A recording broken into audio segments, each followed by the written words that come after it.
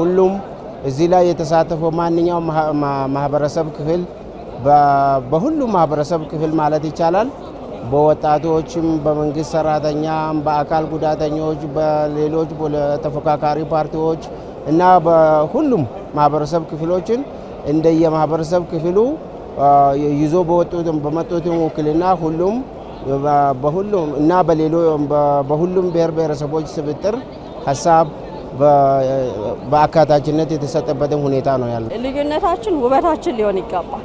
ሁሉም ያንን ሐሳብ ይዞ ነው የመጣው። ልዩነታችን ሊያራርቀን ወይ ደግሞ ይሄ ሊያቀራርበን ይገባል እንጂ ልዩነታችን ሊያራርቀን አይገባም። ገብቶሃል? ስለዚህ ሁሉም ሰው ያሴንሳል። ለምሳሌ አሁን እኔ ከደቡብ ምዕራብ ነው የመጣሁት። አፋር ሄጄ መኖር ፈልጋለሁ፣ ሶማሌ ሄጄ መኖር ፈልጋለሁ፣ ትግራይ ሄጄ መኖር ፈልጋለሁ። ያ ሲሆን ይሄ በቃ የኔ የሚለው ስሜት ይመጣል። ይሄ ኢትዮጵያዊ ነኝ። ሰላም ያመጣል።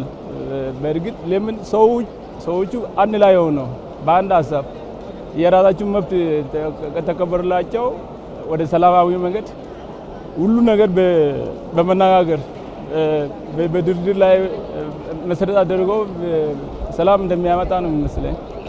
ለምን ያንዳንዱ የራሱ ብቻ ይዞ ከመሄድ ይልቅ የሁሉም የጋራ የሆነው የሚያስማማው ነገር ወደ ሰላም እንደሚያደርስ ነው።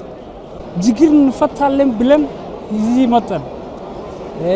ያለው የት ችግር አለው እንዴት ነው የምንፈታው የሚል ሀሳብ ነው። ውጤቱም ችግሩም ይዘን ውጤትን ደግሞ እንፈታለን። ይሄ ብለን እንዴት ነው ውጤት እናስቀምጣለን። ጥሩ ውጤት ይመጣል።